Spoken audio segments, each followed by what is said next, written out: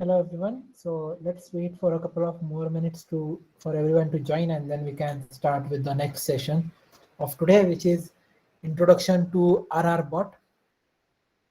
So RRBot is more like a robotic arm, a demo tutorial for robotic arm, how forward kinematics and inverse kinematics works in ROS.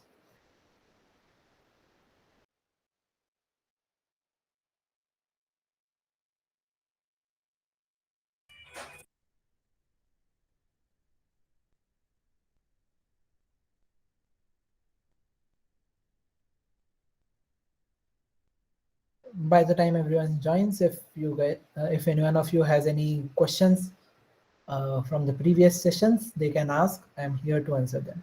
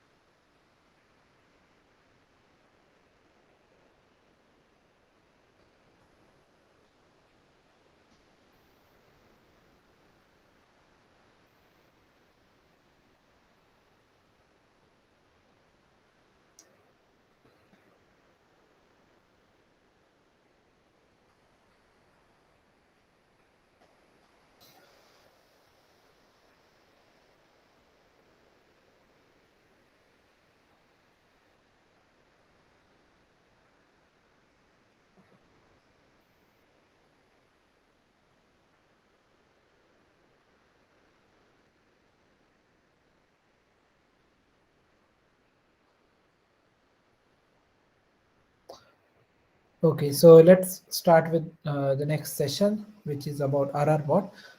Before moving ahead with RRBot, I would like to brief you once again with the complete schedule. So the first day was introduction to ROS and everything. So you got to know about ROS, how exactly it works, what is the basic concept behind ROS, which is publisher and subscriber. Because one thing publishes and the other thing subscribes to it. So it's a node-based system. So these nodes we will be using now in the RRBot session as well. So day one was basic Linux commands introduction, getting you introduced to this field. Day two, which is today we are showing you the possibilities of ROS. That's the reason we learned about TFs in the first session, so that you understand the fundamentals of how robot linkages are made, and using those robot linkages in the fifth session of today we saw that hello turtlebot. In that we saw about turtlebot, how turtlebot is an open source package of a wheeled robot. So it's a differential drive wheeled robot. We can move around, we can do mapping, navigation. These are the capabilities of ROS using turtlebot. Now we will be learning about the RRBot, which RR stands for revolute robot. So why revolute robot? So this robot is a simple robot with two revolute joints. And why two revolute joints is we want to like show it like a robotic arm, a basic introduction to robotic arm and how it works inside ROS. And using this RRBot, first we will learn about forward kinematics, like how we can tell RRBot uh, each angle of the joint so that to reach to a specific location. And then we will learn about inverse kinematics, how that is possible. And for inverse kinematics, obviously we will give it a goal location, and the robot will choose its own angle to reach to a certain location. So that is what we will be doing in day two, which is like the capabilities of ROS. We will be learning on that. Day three, will be introduction to how you can make such robots on your own. So majorly it will be based upon CAD softwares like Fusion 360. So in that we will be making our own robot, designing our own robot. And as today we saw robots that were already made. We used the packages as it was already made. But tomorrow we'll be making our own robots, and we will be making our own packages using those robots. So instead of someone else's robot, tomorrow we will be seeing and working on our own robots in simulation. And after that, we will be on the day 4, we will be implementing it on a mapping and navigation basis. So we will be adding mapping capabilities to our robot, navigation capabilities to our robot. And on day 5, which is the last day, uh, Kaushik sir will be explaining what are the best practices of ROS, like whenever you work on ROS in industrial projects, what are the best practices that you need to follow, and how are the unit tests and ROS bags made, and how you can continuously learn ROS, and what are the best resources for it. So this will be on the 5th day. So I guess by now everybody is joined. So let's get started with RR bot, which I said Revolute manipulator robot, RR bot. Okay. So I am not sharing my screen. Just give me a moment. I will share my screen.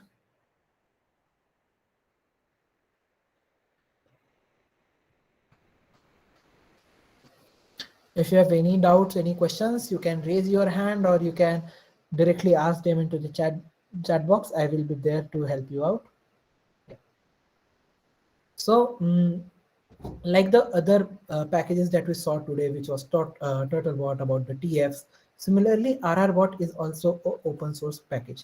I will be sharing the links to that package to this in the chat right now. Okay, we'll be referring to that, and at the same time I will show you, open it and show you, just a minute. So here is the RRBot package. So this is how RRBot looks.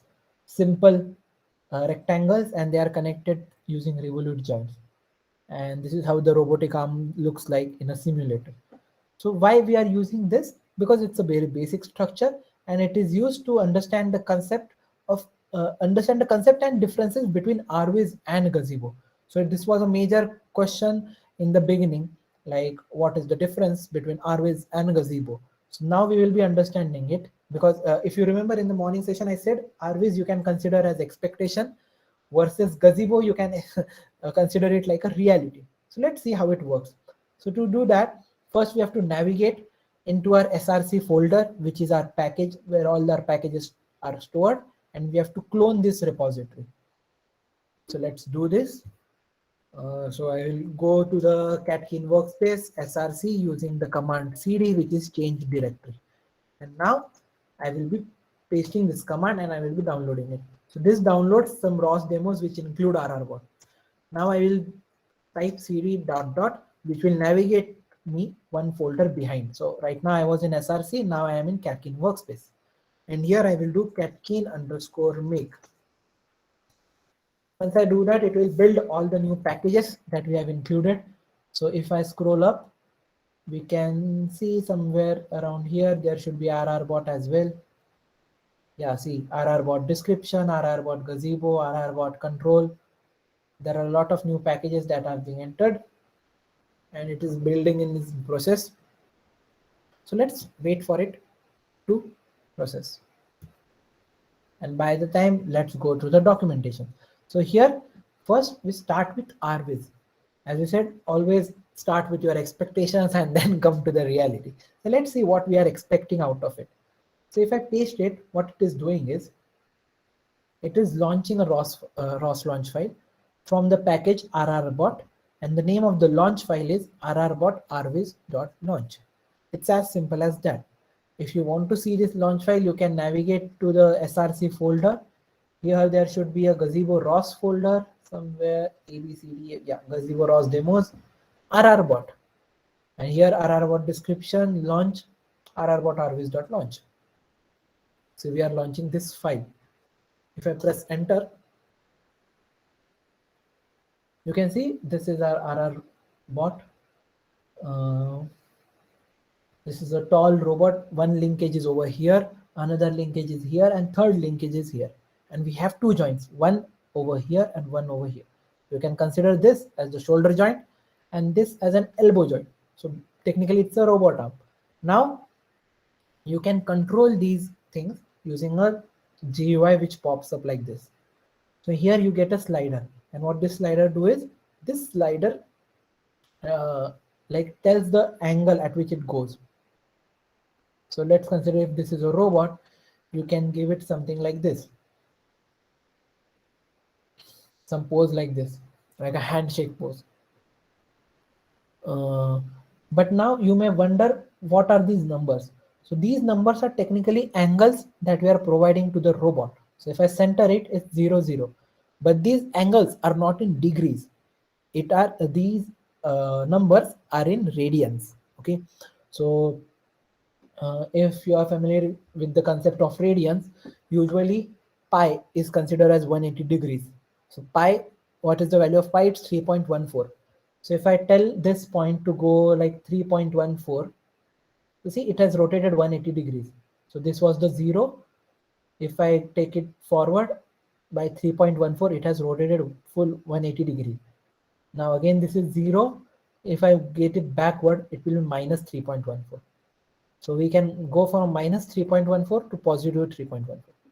Similarly, with the same concept, if you are familiar, like how much is 90 degrees? So 90 degrees should be half of 3.14. So it will be anywhere around 1.57. I can give my values over here. 1.57. I'm unable to type, or else I can just slide it to 1 point somewhere 57. 58, 56. But we cannot go exact 57, but yeah, there we are, almost at 90 degrees. So this is joint 1 that we were looking at, which is this joint. Now if I look at this end, similarly it can also go from minus 3.14 to positive 3.14. Again, these points are in radians. So if in case you don't know what is this 0.81, you can simply Google it. So I can simply Google 0.81 radians degrees. It's 46.4. So technically, yes, the robot is moving 46 degrees, right? It has moved 46 degrees in the up direction. It's minus for it, and this is like minus negative. Again, 1.5 if 58 if you try to reach, this is at the 90 degree. So, and the concept of TFs that we learned in the morning, this is really important in this case, because if I do a center of all these things, let's have a look at the TF. This is RViz. Okay, I will add a module. What module I want to add? I want to add the visualization of TF. TF. Okay. Now, if I uncheck the robot checkbox, now we can see there are all the TFs. I can also change the background color. So it's currently very dark, very light inside it. I want something darker. Yeah. Now we can read the things that are written. So here we can see there is a world joint. There is link 1, link 2, link 3. And then there is a LiDAR and a camera link. But that is not required currently. If I zoom into the robot, you can see there is a LiDAR placed on the end of the robot over here. This is the LiDAR. And they also have a camera over here. So that's the reason we can see a camera, black frame. But why is it black? Because RViz is just a visualization tool, as I said.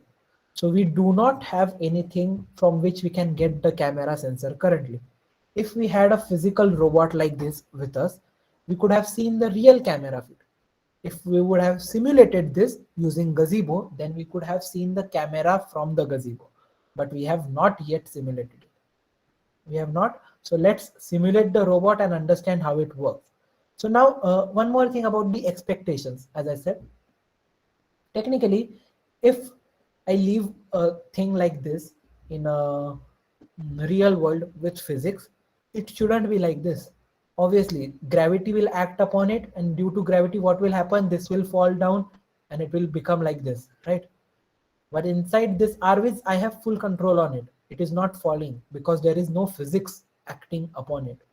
So now for the physics to act upon it, let's start Gazebo. Okay, so let's start Gazebo. How should we start Gazebo? So again, if we go to the documentation, there is this view in Gazebo. I will just copy this and I will paste it. So what does it do? It ROS launch. It launches a launch file from rrbot Gazebo, and name is rrbot world.launch. Let's launch it. Let's see how it works.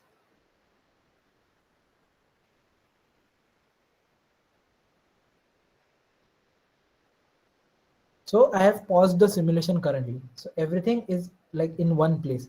But as soon as I play the simulation, let's see what happens.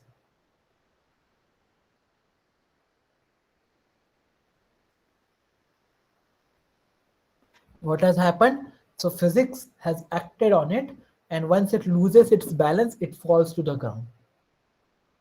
So any doubts in the expectation versus reality thing that I was talking from the morning with this? Have you guys understood the difference between physics, between Gazebo and RViz? Any doubts in this? Because if there are still any doubts, we need to clear it right now. It will become more tough later on. Okay. Now, even here you can see there is a camera. The red thing is a camera sensor, and this is a LiDAR sensor at the bottom. So let's add something so that we can visualize those into the RViz. So I will add something to look at. Let's add a Coca-Cola can. So where is a Coke can? Yeah, Coke can. I'm adding it in front of the robot. There we have the Coke can in front of robot. So we should be able to see this Coke can inside RViz because we have a simulated robot right now. So if I now run RViz,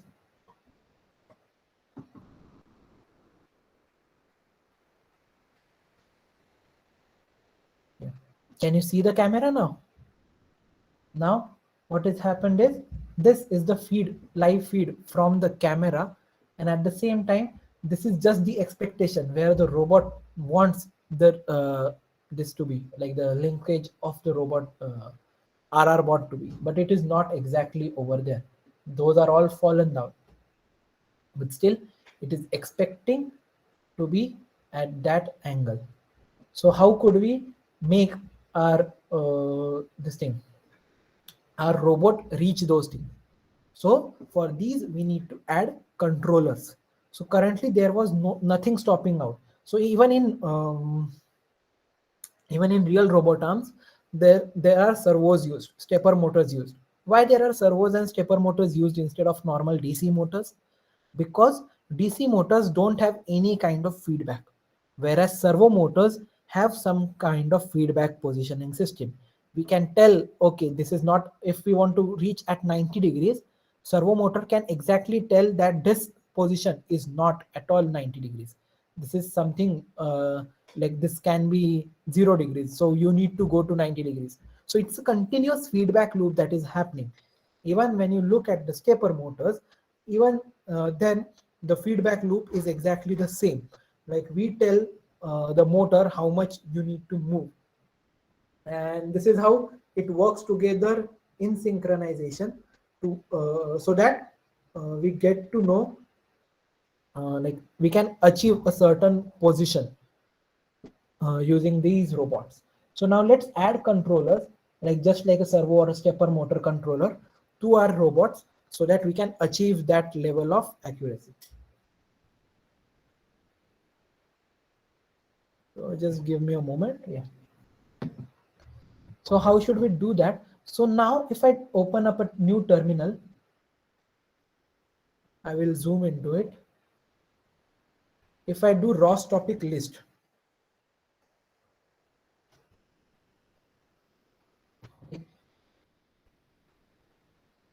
here you can see there are no controllers added at this very moment. There is just camera info, which is like we can see the camera view in RViz, which is right over here. If you want to check more such things. I can add one more object. Let's add a cordless drill, and this will be updated in our ways. See, we can see a cordless drill. But technically the camera is upside down because it has fallen down. Okay, so let's see what more do we have.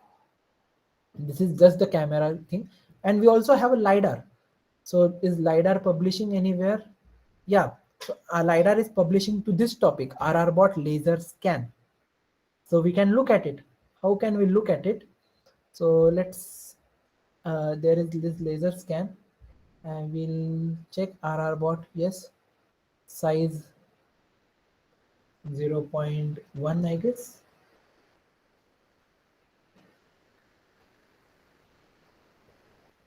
Because it's 0.1.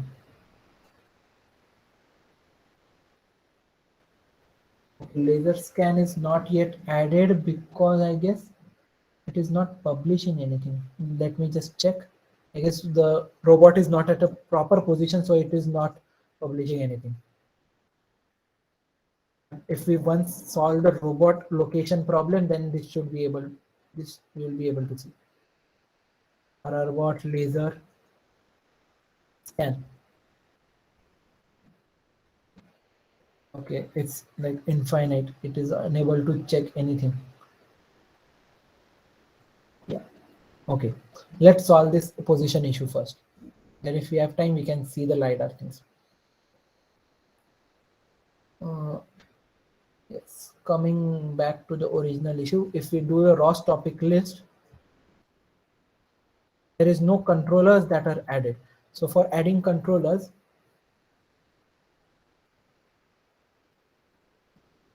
we have a set of things that we can do. So here it is also explained how you can add inertia, how you can change the color. So here there are orange color, you can change them if you want. We will be not using like most of those things. We are mostly focused on adding controllers. So just have a look at the robot file. Okay, so I will open the robot package, RRBot description. Let's go into the launch file, UIDF file, and here is RRBot Chakro. So this Chakro file is the UIDF file of the robot. So there are two types, like UIDF, I'm saying it for a long time. So UIDF stands for Universal Robot Description Format. So whenever you work on ROS, may it be any CAD software that you are designing or roboting, you have to convert that file into a UIDF file.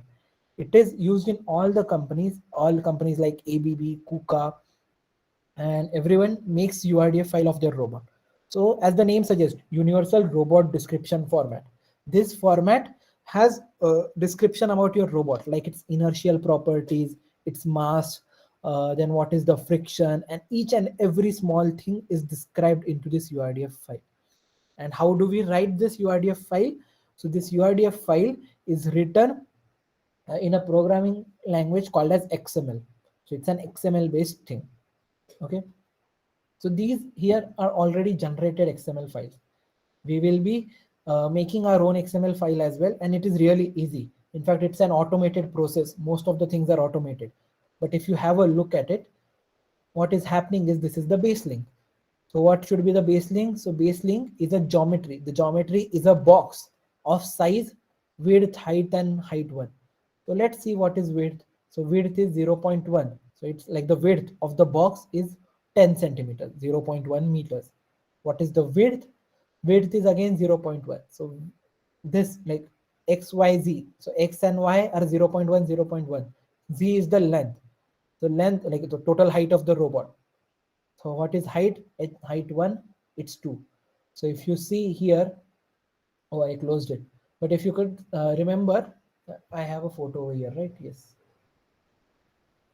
Here, this first pillar was of 2 meters. So that is the complete height of the first base link. If you look at the second link, this was link 1. And link 1 also we show the collision matrix and also the visual matrix. So collision is like it should collide with itself, it should collide with the obstacles around it, and visuals are the things that we see. and this is the inertial. So here inertia is calculated through mass. So first we have to define what is the mass. Here the mass is defined as 1. So here 1 is like the unit is in kg. So the mass of the pillar is 1 kg. And how are we calculating inertia? So there is a simple formula to calculate inertia. So it's mass divided by 12.0 into width and like height, width, length, everything we have to provide. So if we provide it, it calculates the inertia of the complete link. After that, we are making a joint. We are making a joint between link 1 and link 2. Okay, what type of joint it is? It is a continuous joint. And along which axis is it rotating? It's rotating along the y-axis. And that Sir, was the... can you zoom it? Okay, sure. Give me a moment. Mm.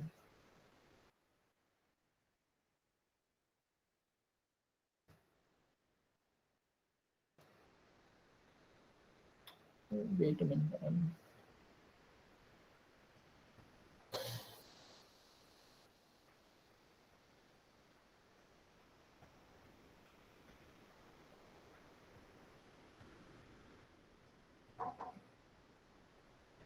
Yes. Can you see it now? Okay, sir. Yes. So as I said, this is a basic formula, and we have made one joint, which is a continuous joint, which joins link 1 and link 2 along the y-axis. So here x is 0, y is 1, z is 0. So this motion is only and only happening along the y-axis. This is what we define over here. Then we have the middle link, which is link 2. Again, we provide the box size, length, width, height. Then we provide the visuals, and then we provide the inertia. Similarly, we have second joint, which is another continuous joint along the y-axis, same. And link 3 is like width, height, everything exactly the same. So now I will show you one more thing. If instead of having the motion in the y-axis, if I have it in the x-axis, if I make x as 1, y as 0, what will happen? Let's save this and try it out. So instead of this gazebo, I will start Arvis so that we can understand how it is working. Yeah. So remember, first it used to fall from here and then it used to fall from here. Now if I move it, so the joint 1 is still in y-axis, so it works exactly the same. But the joint 2 should work like this, so it is moving in x-axis. Understood? Any doubts in this? How is this x-axis? Because this is the forward. Again, we will come back to our old friend TF, which we learned in the morning. So if we just make the alpha of robot, which is transparency 0.5, we can see, I will center it. Yes, this red is the x-axis, green is y-axis. So here at the joint 1, this is green is the y-axis. So joint 1 will rotate in y-axis. The y-axis remains exactly the same. But here, joint 2, it will rotate along x-axis. So x remains the same and y and z rotate along it. Why is it? Because on the joint 2, we defined that the axis of rotation should be x. Y should be 0, z should be 0. Similarly, on the joint 1, we said the axis of rotation should be y. X and z should be 0. X, Y, Z. If I want it in z direction, I can do accordingly. So let's make joint number 2 0. Joint number 2 move around z axis. So if I save it, after saving, I need to restart it to make the changes.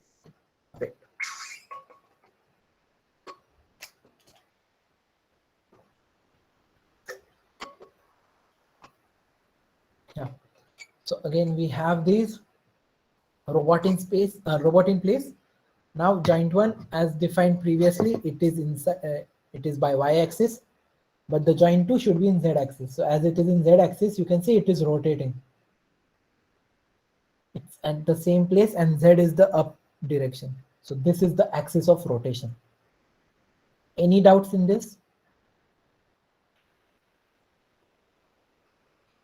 Any kind of doubts in this? Sir, okay. How can we rotate it about z-axis? It was rotating about the y-axis. I didn't get your question. Can you repeat? Sir, earlier it was rotating about the horizontal axis. Yes. How could we make it rotate about vertical axis? So here we have axis as the x, y, z. So whatever axis you want it to rotate along, just make this variable is for x, this is for y, this is for z. So I wanted it for z, so I made z as 1. If I want it to move along the x axis, I will make this one. Okay. Yeah, okay, sir. Thanks. Again, so yeah. Again, I launch it.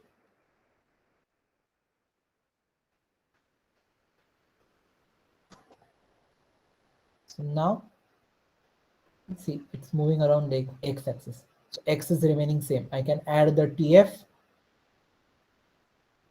and I can see x, this is the red is x axis.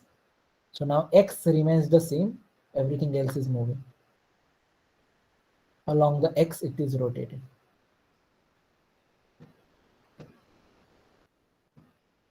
If I open it again, I will make some changes. Y. I will make it rotate along the y.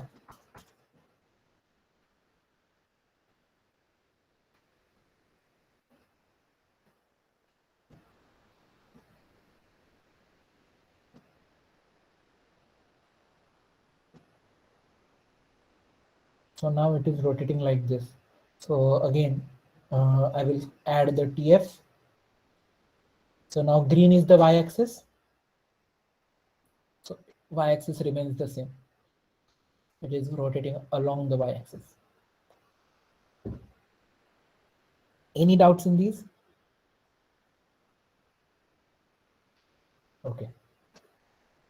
So this was a very basic robotic arm that you could start with, and once it's upon you, like we will be seeing the designing part tomorrow, but I will just show you how everything works in like once you what we say, design a complete robotic arm, and if you have a lot of different axes, how it works together.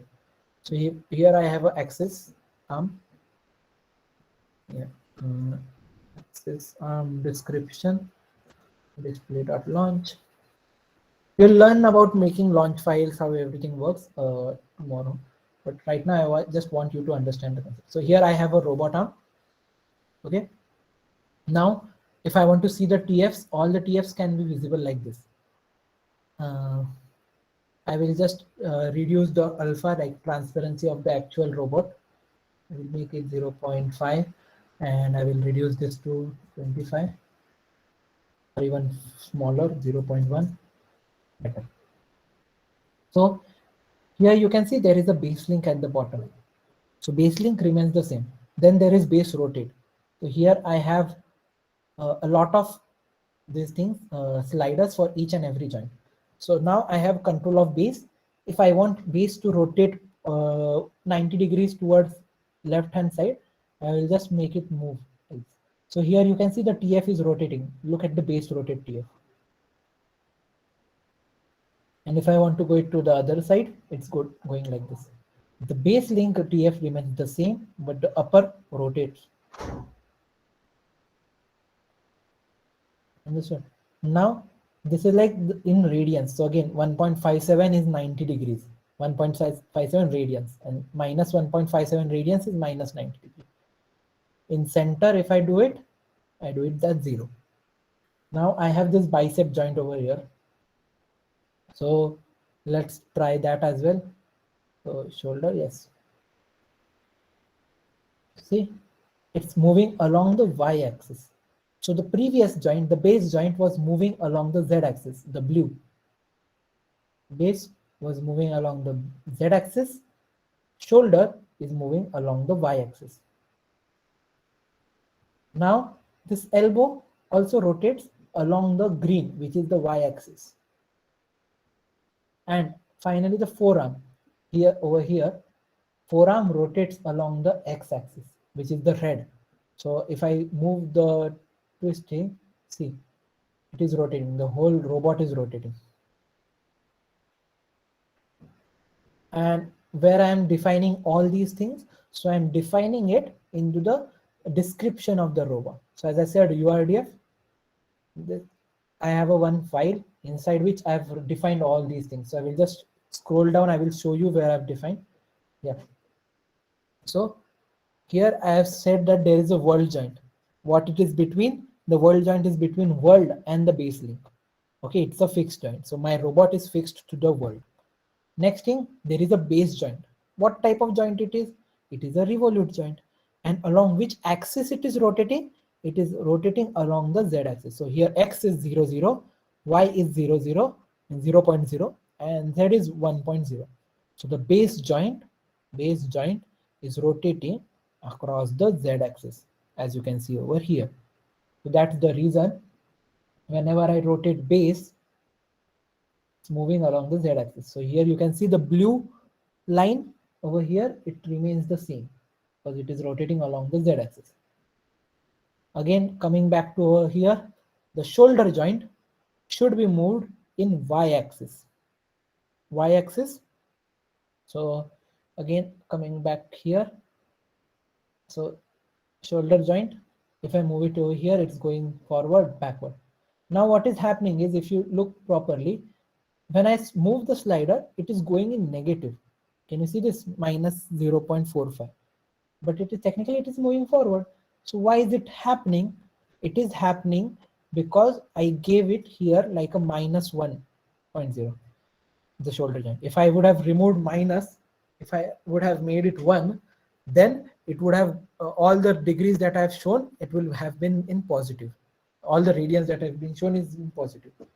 The reason I have kept it minus over here is because it is auto-generated. How is it auto-generated? I will show you guys tomorrow when we actually generate these kind of files. But here I want you to understand what type of files are these working. Next, elbow joint. Obviously, as we said, it is in y direction. So elbow joint, let's cross check if it is in y direction. Yeah, elbow. X is 0.0, y is 1.0, z is 0.0. Twist, its x is 1.0. So twist, if you open RWiz, this is the twist joint. So it is moving across the red. Now, can somebody tell me if this is like this? Okay, let's get it. Can you guys see the wrist joint over here? Yeah. Yes, sir. Yes. So if I am moving this like this, across which axis is it moving? Can anybody tell me?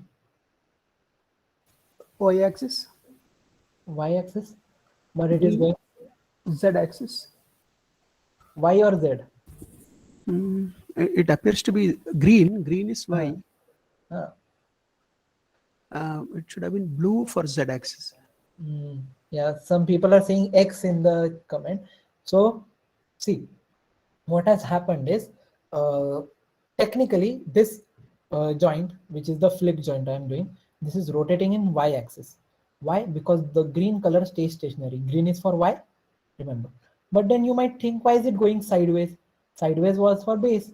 Abhi ye base agar, if base is rotating, now this is Z axis, the similar motion is happening over here. Then why this is Y axis?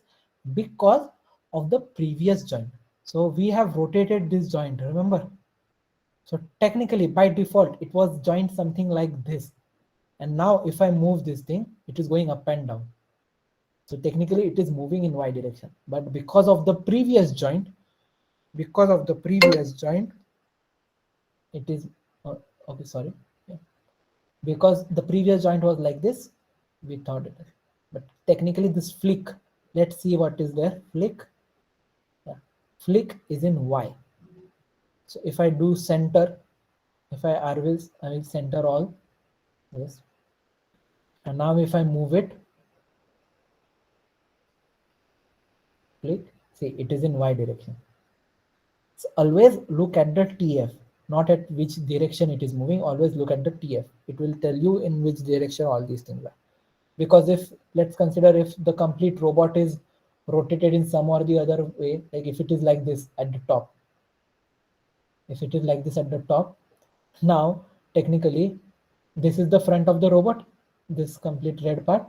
Now if I move this flick joint, it is now rotating across the x direction, right? But why is it so? Because rest of the TF makes it look so. Any doubts in this? Is it confusing? So this might be confusing at the beginning, but these are the concepts of forward kinematics. So whenever we work with robots like these, what we do is we give it each at an angle. Yeah, go to this angle, go to this angle, and then pick up certain object using this and all these things. So these all comes into the forward kinematics. And that was the reason we taught you about the TF in the morning. But again, it is very difficult to explain you everything in such a short duration. But here I want to at least introduce you to this complete thing. Okay. And this is how you can get forward kinematics working inside of this. Like you can tell it to go at a certain angle using a simple slider. Okay. Now coming to the next part, which is like if you are working with robot arms, which is inverse kinematics. So usually inverse kinematics was a very tedious task for everyone, because you have to like calculate the distance between different joints, then you have to come to an eventual position and all those mathematics and stuff. So ROS has made it simpler using a tool called as MoveIt. So until now we have seen a tool called as Gazebo, which is a simulation tool. We have seen a tool called as RViz, which is a robot visualization tool. Third thing that you saw yesterday was an RQT, which is a tool which makes you a graph of the things that are working together, right? And now this is the fourth tool that we will be looking at, which is MoveIt. So MoveIt is usually used for things where you want to move robotic arms to a certain location, and MoveIt is responsible for finding the best optimal path for it. Okay, so I will show you a demo of it. Again, MoveIt is a ROS package. You can just search MoveIt ROS. There is a complete website explaining how this works. NASA, Google, Microsoft, all these top companies use MoveIt for inverse kinematics calculations. There are all these TFs that are working together. Even in grasping, there is a lot of complicated maths that is happening, but none of this complicated maths, you have to do it on your own. If you want, you have a proper tutorial series of MoveIt. So everything is given over here in detail. It's a complete book you can consider. Each and every step is given over here by the official documentation of MoveIt. So I'll just show you a couple of things that is MoveIt is capable of.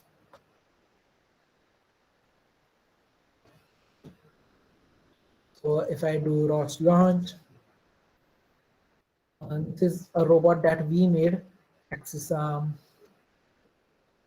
MoveIt and demo.launch.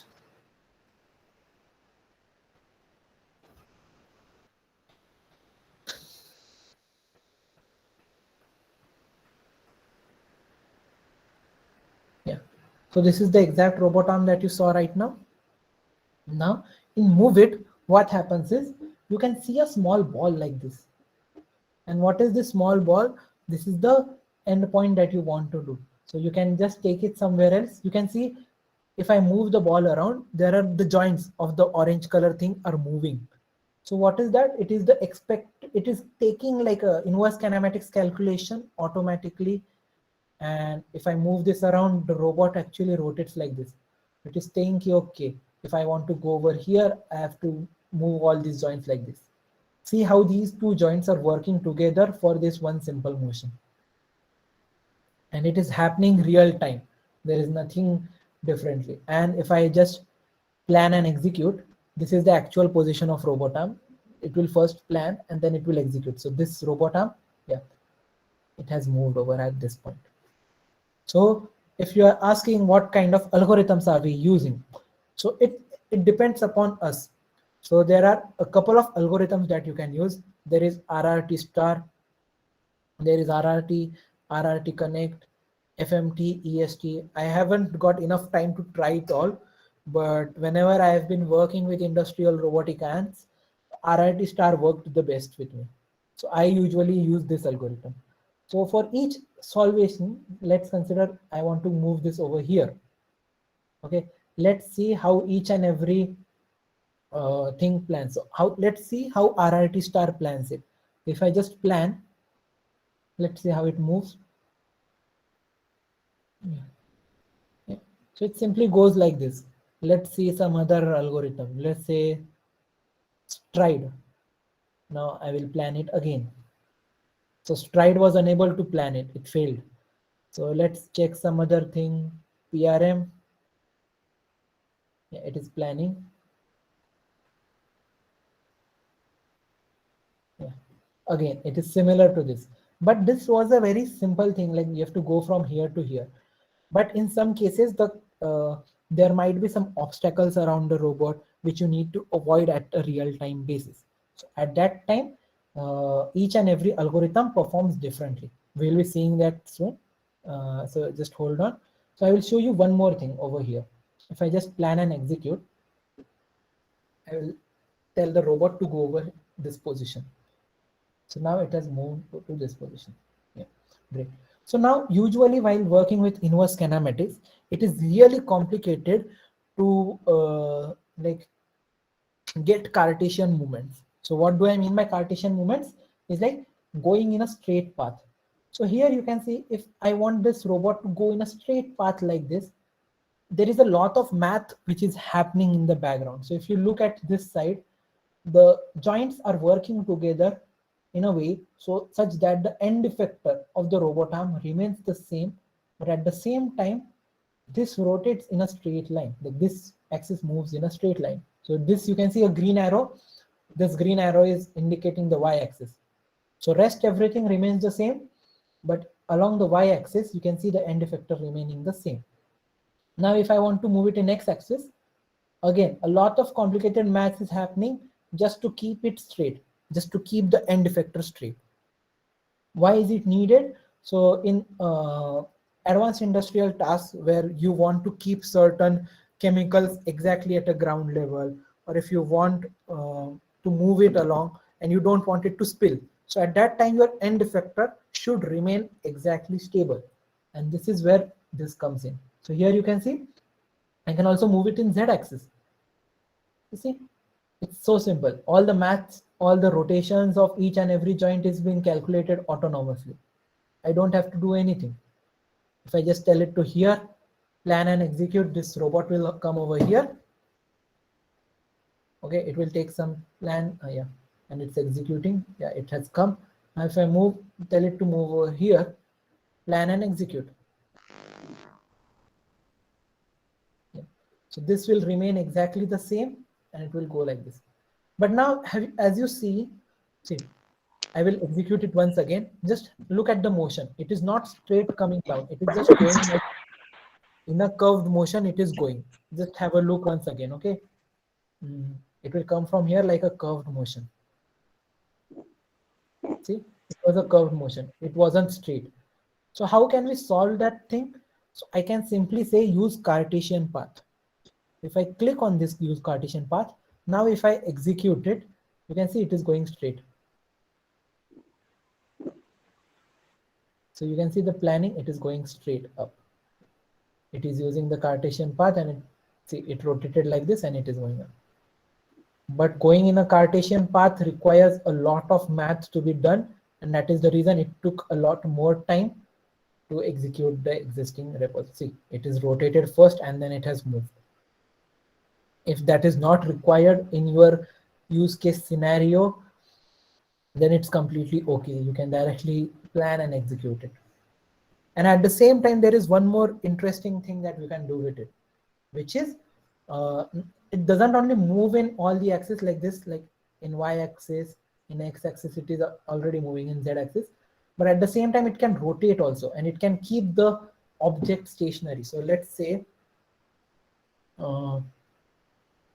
yeah, if I want to keep this x-axis stable, and if I want to screw it, whenever you are using a screwdriver. At that time, what you would expect is the end of the screwdriver should remain exactly pointing towards front, and you just want to rotate it. So what I can do is I can just rotate it. So here you can see the x, like other two of the axes are moving, and the x-axis is remaining stable. So this motion is used while using a screwdriver motion. So instead of this axis, you can consider if there is a screwdriver, this will rotate along the axis. Now let's consider if you want to open a bottle cap. So in that case, the bottle cap is upwards. In that case, z-axis should remain common, right? So let's see that. So see, my robot arm is rotating in a way so that the z-axis in the center, this center of the ball, just have a look at it. It remains exactly stationary, and all the other mathematical calculations is done by my move it. So this axis remains exactly stationary. There is nothing stopping it, and this is rotating along its axis. And in some cases, if you want to move it along the y-axis, even that is possible. So how? See, even here the y-axis remains stationary, and you can move the robot like this.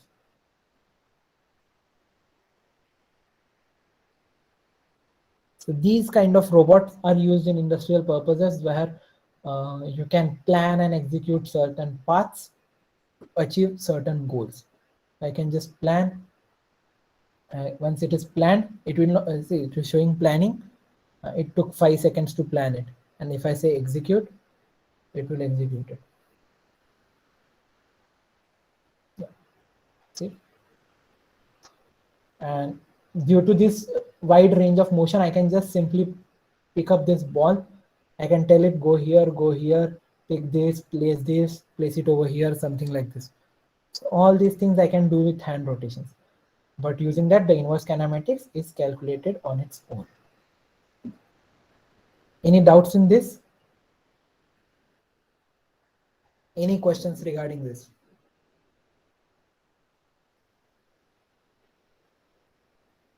If not, then I will show you one more demo with this. So now let's bring simulation in place. Let's bring obstacles in place. What will happen if there are obstacles in real life? Okay, just a minute.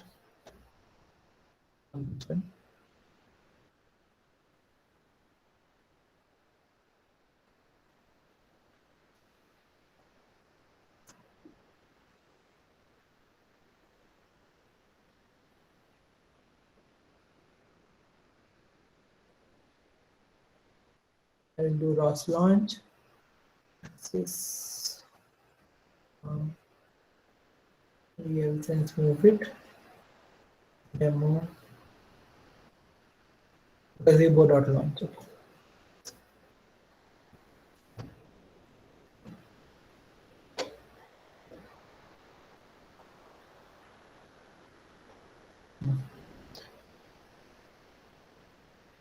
I will just move it a little bit.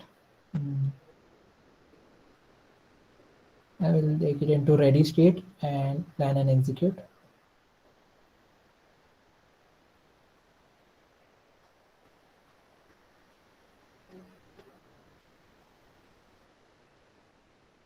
Just a moment.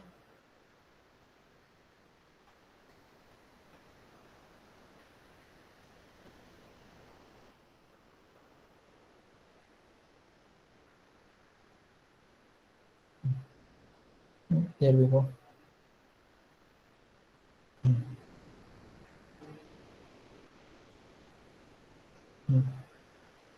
So here what is happening is I have my robot arm in a 3D space, and I have a camera over here. So this camera is a depth camera. So I've attached it in a 3D space like in air, but if it is in real world, it can be attached to some rod or something like this. Something tangible it will be connected to. So now let's consider if we have an obstacle somewhere over here. And what is happening is this camera is able to see whatever is over here, and it makes a octamap. So what is an octamap? Octamap is a obstacle map. So that's the reason it's called as octamap. So here we see there is no obstacle, so it is a very plain thing. It is only a z-axis plane. Everything is in one color. So now let's add some obstacles in our environment. So what are the obstacles that we can add in our environment? Let's add a Coke can. Okay, before adding a Coke can, let's move our robot to a certain location. Okay, so I can move it to a location, move, and somewhere over here, and somewhere over here, something like this. I will move the robot to. I will tell it to plan and execute. So now robot is able to plan it, and it is also executed it. So it is executing step by step. It is moving there at the goal location that I have told it to go.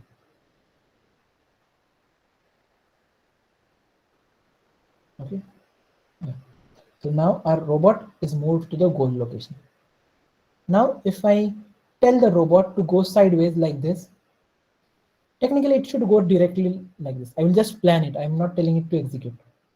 So see, you can see it has executed it very quickly. It is just going from here to here. It's a straight line it is going in. It's really good. But what if there is a wall or there is an obstacle in between? It cannot hit the obstacle. So let's add an obstacle. So let's add a Coke can somewhere over here. So now as the Coke can is added, let's move it a little bit towards this side and towards here. Okay. Now as the Coke can is added over here, the robot cannot go like this and directly make the object fall. All right. So let's check it in Arviz, what has happened. So here you can see the Coke can is automatically detected with the blue cube, something like this. It's an obstacle layer which is created. Now I will tell it to again plan the path. So instead of planning it straight, now what it has done, see, it is going from above the robot, above the Coke can. So now if I tell it to execute, let's see how it executes.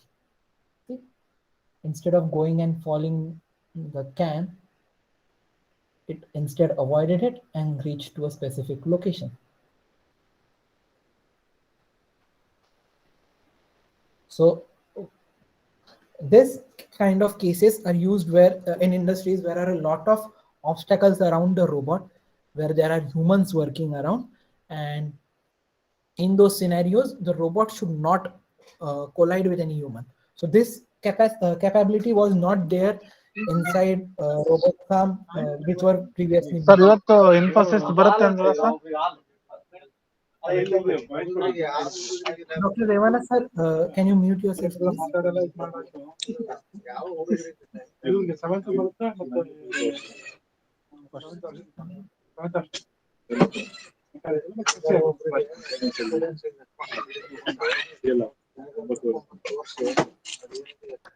Is there any coordinator over here who can mute Dr. Revana sir?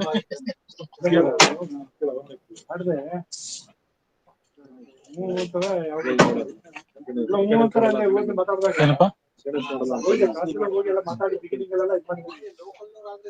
Not anything about Who is the faculty admin of who is the HOD admin of the ಇರೋದ್ಯಾಕೆ ಮಾಡ್ಸಿ if there is any admin of the meeting, they can mute him. ಗೀಜಿದನ್ Ravindra ಎಲ್ಲ ಗೀಜಾಕಿದಾನೆ ಇರಪ್ಪನ ಅದು ಮಧ್ಯಾಹ್ನ ದಗ್ಗಂತ ಹೊತ್ಕೊಂಡ್ಬಿಟ್ಟಿದೆ.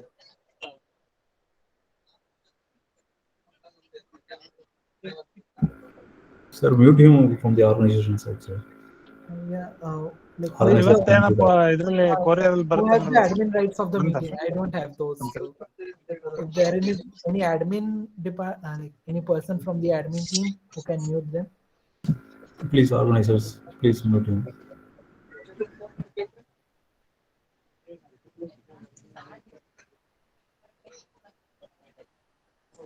ಅಲ್ಲ Raghav sir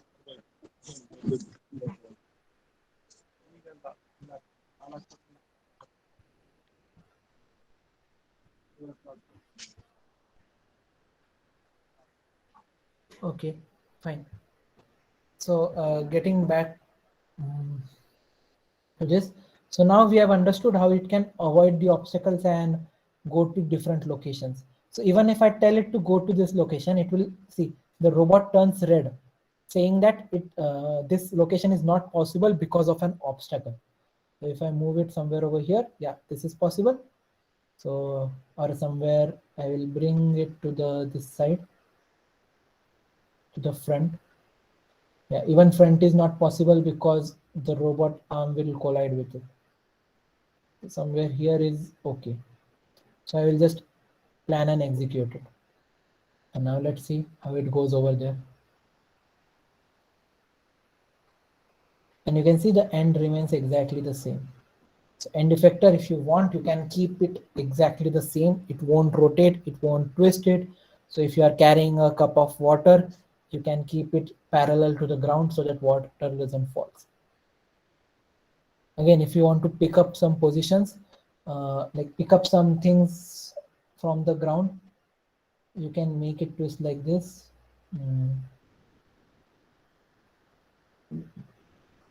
Yeah, if I plan and execute it, you can see the end effector will rotate down so that if there is any suction cup on the robot, it will go and pick things up.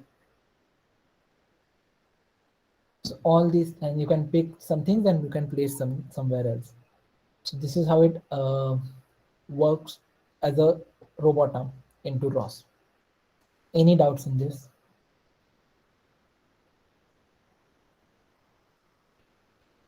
If you want, you can add as many obstacles as you want, okay?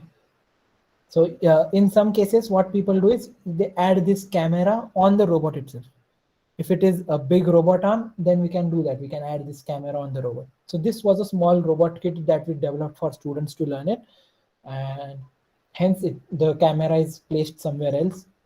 But again, how we are able to find these things, how we are able to coordinate all these things together is because of TF, which we learned in the morning. So if I add the TF, there was one question that I asked, remember the Pythagoras thing. So now here we know like where is the at what direction it is pointing towards and what is the respect of it to the robot arm. And that's the reason we are able to find exact locations of the obstacles. And that is how we can find the optimal path for the robot arm to follow.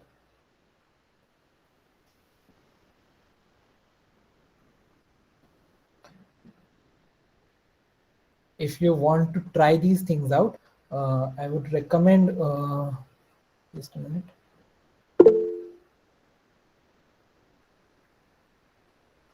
Sir, can joints, there is a question in the chat, sir, joints motion can be sequenced. Yes, it can be sequenced, yeah. It's a little bit of complicated process, like how you can sequence them, but it is possible. I don't think I would be able to show it right now, but yes, it can be sequenced. I can show you a demonstration video of it, just a moment. Yes. So this is the RR bot that we saw. And then if you want to check on Move It, I will do Move It ROS. They have a set of tutorials. It includes installation and everything. So you can try it one by one. I will share this in the chat. And for the sequence, like going at a sequence, just a minute. Move It task constructor. So what does this do is it creates a task tree. So first it will open the hand, move to the pick location, pick the object, then approach the object, grasp, pose, inverse kinematics, and all these things. So there are certain steps that we can give it and it will follow those steps. So again, Move It task constructor is the one way you can do it. So here you can see, I will zoom in. Yeah. So there are one by one steps are happening and the robot is going at it in the same way. There is one more way you can do it, which is explained by a by a tutorial. If you search Sanjuna Matthews, I will share the link with you. Sanjuna Matthews.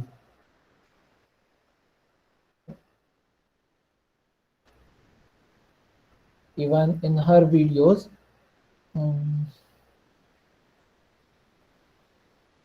yeah.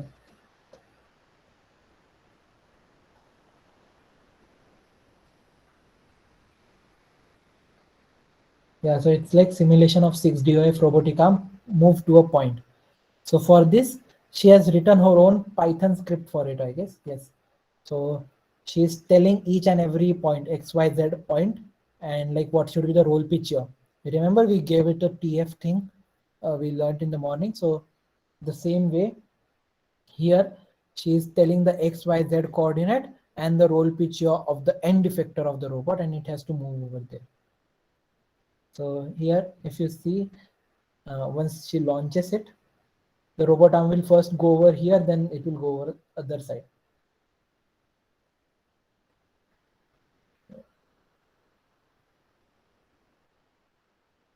So she's doing it from a script point of view, but you can also do it with a graphical user interface. So if she executes it, I guess there was some. If it is executed, the robot will go somewhere else. Yeah, so it will come from one point to other point. So this was just one point, but later she shows, I guess she shows a couple of like, yes, multiple different points, how it can go through it.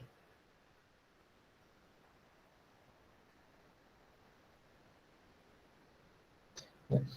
So it will go first to this point, and once it reaches, it will go even further down. It will pick up, then it will come up, it will go to some other point. So she has given multiple points. And this is one of the main beauty of main beauty of ROS, that everything is open source. A lot of people are collaborating on it. I will share this video link with you in the chat. So if you want to refer some time, you can refer to that.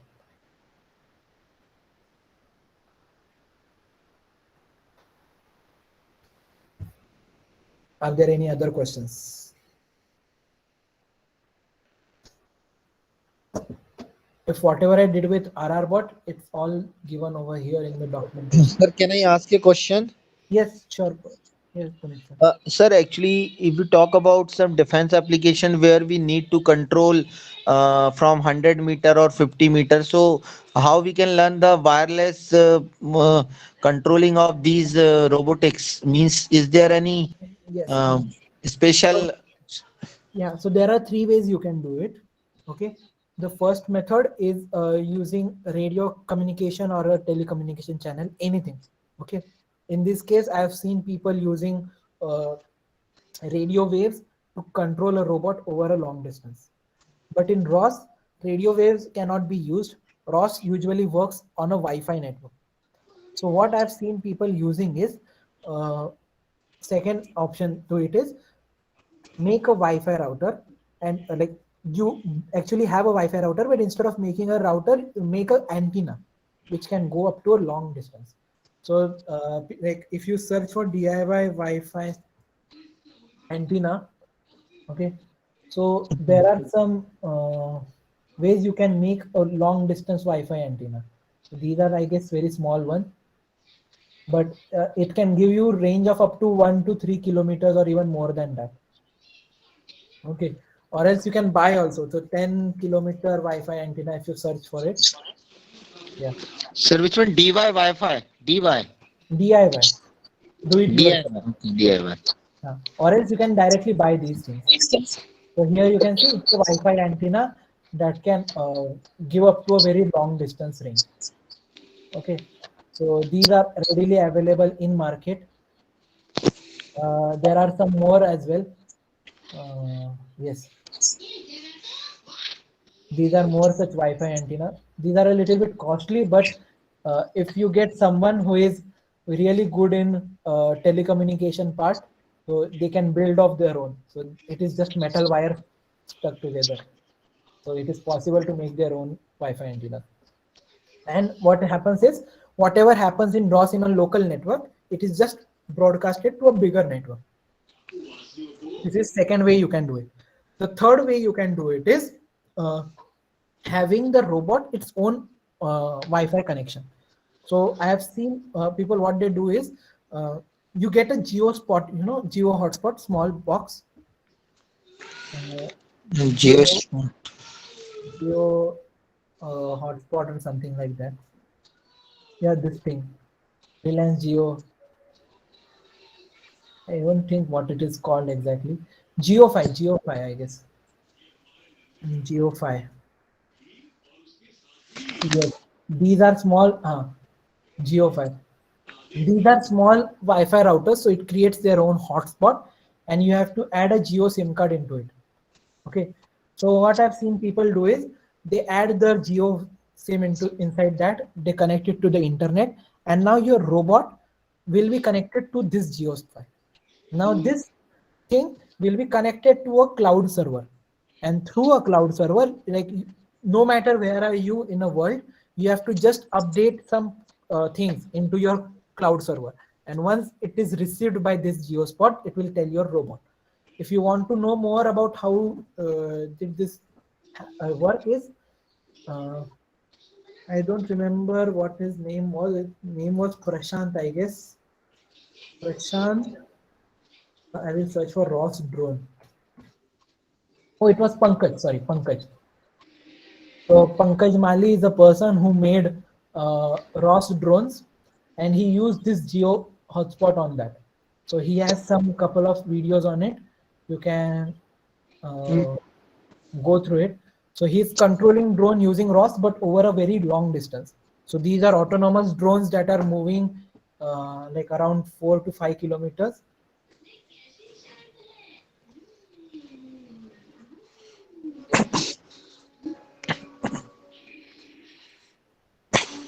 So he explains it how he has done it. He used the Raspberry Pi as the brain of the robot, brain of the drone, and then he added Geo5 hotspot inside it. So I don't know if he tells about it or not in this video.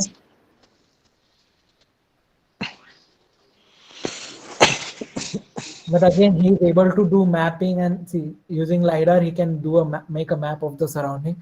Again, it's based on ROS. And ArduPilot, which is another thing. ArduPilot is a GPS for ROS, which is an Arduino based GPS server.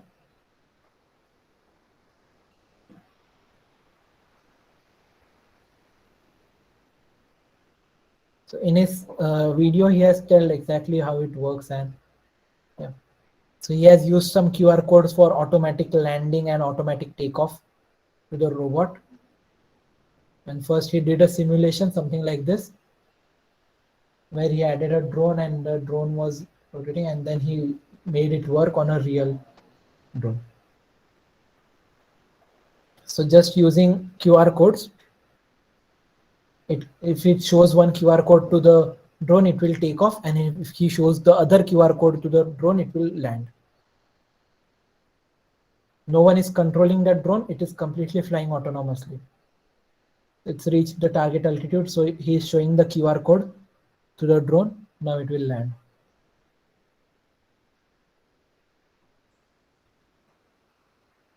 So this is based on Geo5. Again, it's running on Gazebo and ROS. So there are a lot of things that people have done using it.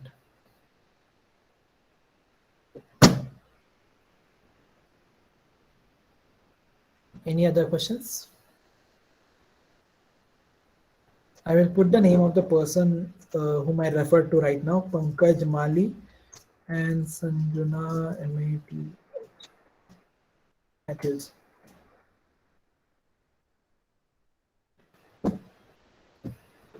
Any other questions? It can be any generalized questions. So just for a reminder, tomorrow we will be designing our own robots. So if for that, if you want to try, like if you want to design robots alongside me, please download Fusion 360. To download it, I will show you how you can download. It's a free software for education purposes. So I guess most of you are professors, so you might be having your college email IDs with the link edu.in, education email ID. So just go to Fusion 360. Sorry, Fusion 360. And there is an option saying Fusion 360 free software for students and educators. So I will just copy this link. I will share it in the chat. Yes. So here I want to teach Fusion 360, get Fusion 360. So here you can just select it. It is giving free access to teachers and students. So just fill in this complete thing, your name, last name, college, university, email ID should be referring to your email, college email ID. Okay, so just make that sure. And what is your title? Are you assistant professor or dean or whoever you are, and the department, which department are you from? If you just put this, you will get a free access, or you can directly click on Get Fusion 360, student and education software. And from here you can download it. So it is available on Mac operating system and Windows operating system. If you are on Windows, just click on this Windows icon, get started. Create an account. I already have an account, so I guess it's something else. Okay, fine. But simply create an account and you can download it from here. Just make sure it is from your educational email ID, because for education it is completely free.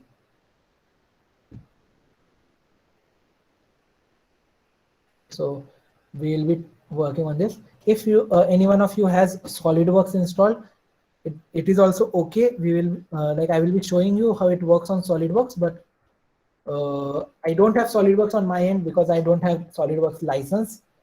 So that's the reason I will be showing on Fusion 360. But apart from that, SolidWorks is also okay.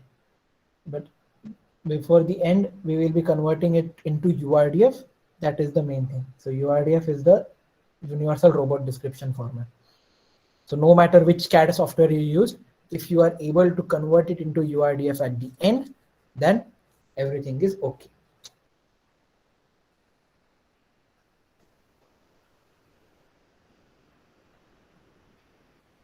Any other questions? We have still 10 minutes for the meeting to be concluded. Sir, can the trajectory at the tip of the robot arm be traced? Can we get a graph line? Yes, sure. So let me share my screen. I will show you. About the graph, I am not sure. I know it is possible, but I have not tried it. This thing about the graph, but I can show you one thing that may interest you. Okay.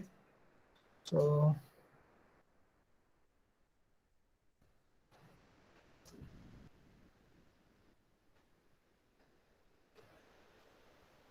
okay, wait. Let's not work with this. It will take a lot of processing power. I will show you a simple demo.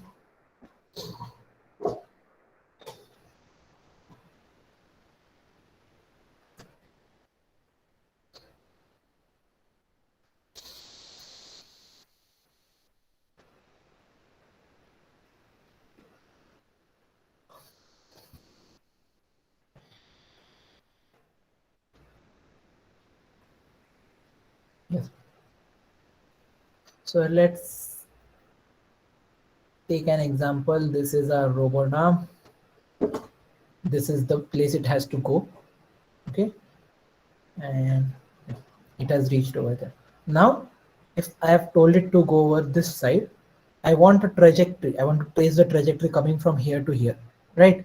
So here you have a lot of options. So you see there is a scene geometry, scene of robot, planning request, planning matrices, and planning path.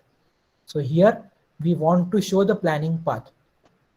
Inside this, if there is an option called as loop animation, so it will keep on looping the animation that was made. But I don't want that. I want to show the trail. So now if I plan and execute it, it will go from here to here, and at the same time, so see, it has created a trajectory. So here we can see the trajectory. Just a minute.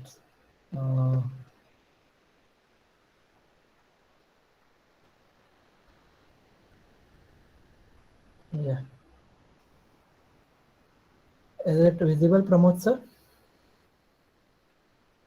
Yes, sir. Got it. Thanks. So this is the trajectory it followed. So as you can see, it followed a very curved trajectory, right? So if we want it to have a straight trajectory, let's do that. So let's tell the robot to come over here, but this time use a Cartesian path, plan and execute. So now the trajectory is very straight line. Can you see? And now if I tell it to go over there without a Cartesian path, it will take a curved trajectory mostly. See, it's a curved trajectory. Like the way it is shown in MATLAB, I guess it is possible to display it, but I don't know how to do it in this case. I've never tried it, but yeah, people have done it. So again, it's raw. So the simple answer to it is just search on internet. Let's see if I can find it. ROS, move it. Trace trajectory on graph.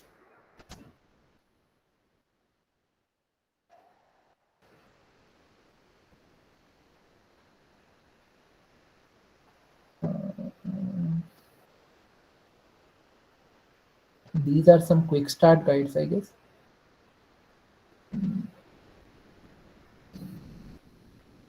And this is what we saw right now. The trajectory complete, looking at the pose of robot at each and every point.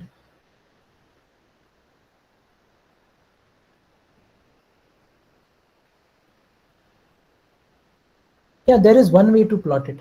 I didn't think about it. So here we are getting what we say, points at each and every location, right? We know the coordinates of the robot. So if I do ROS topic list, I get a list of this thing, things that are getting published. So let's say we have the move group goal. Okay, move group goal and move group status. And what is the move group? So let's plot all the points. So there is a tool called as RQT. So if I do ROS run RQT, wait a minute. Okay, let's start RQT graph or RQT plot.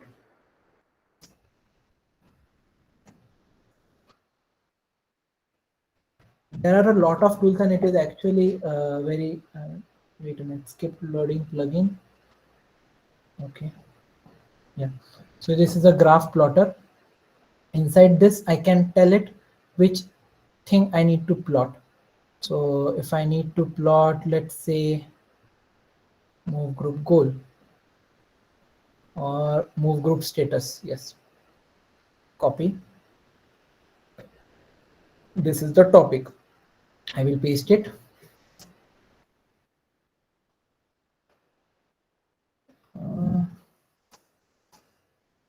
Why isn't it coming? Okay, move group. Where is status? Status.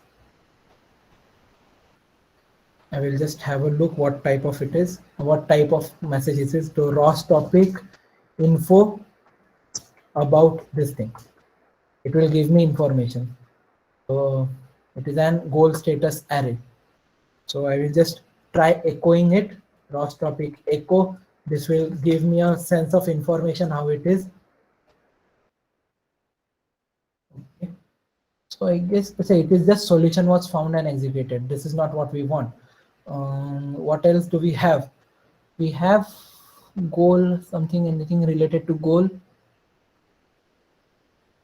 We have goal, but this is just a thing. Trajectory, execute trajectory, attached collision object.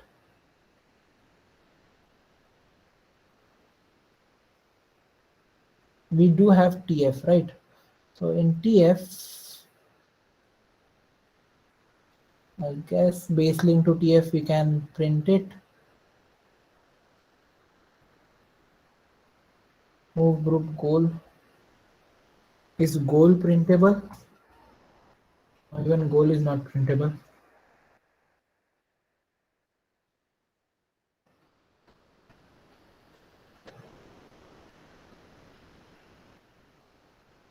Joint states. Even this is not printed. Or is it? Like plan and execute. Nothing is happening. Okay.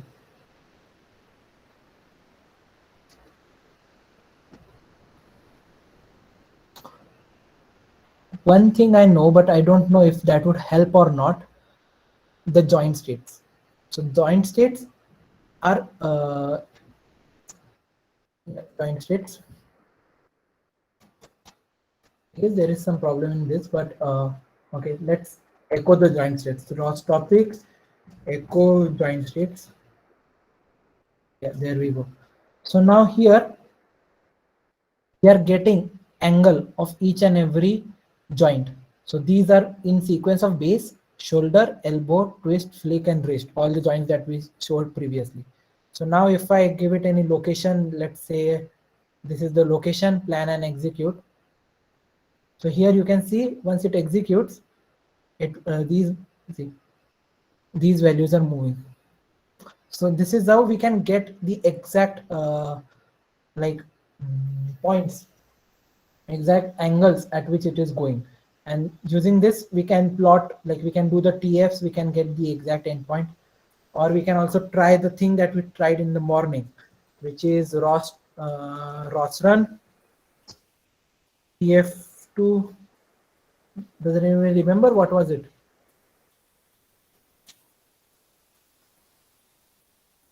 What was the command that we used to get a relation between two TFs?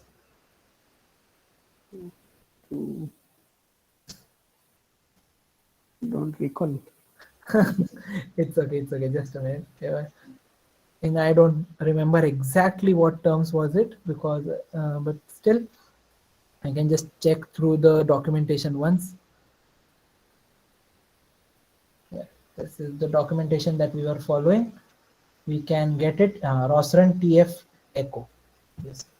So Rosrun TF. What was it? Echo, TF and TF echo. Between base link and maybe the last link is axis, I guess. Let me just check what is the last link. I can add a TF over here, and here I can see the complete tree. After world it is base link, after that it is base rotate, bicep, elbow, forearm, wrist, and axis 1. Okay, so this is what AXIS underscore 1. Okay. So here I am getting the exact translation and this thing. So now if I move it to a certain point, let's say move point, okay, plan and execute. So here we can see the points will be moving after it plans and executes the trajectory. See, it is moving, and all these things we can do. So here, getting this translation points, we can plot it in a graph. So this can be done using Python, that I know. So if you are familiar with Matplotlib, it's a library for plotting 3D graphs in Python. So these are the things, like it is just like MATLAB. Okay. So, but Okay. it's Python.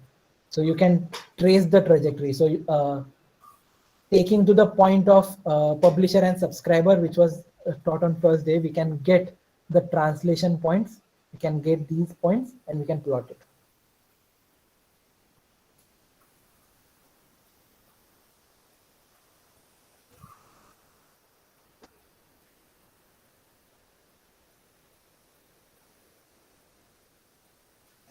Okay, any other doubts, or else we can conclude today's.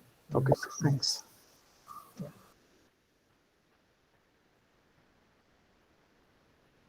Okay, thank you everyone for being such a nice audience. If you have any doubts, you can connect with me on my personal email ID, which is pranshutople@rigbitalabs.com. I will just put it in chat, as well as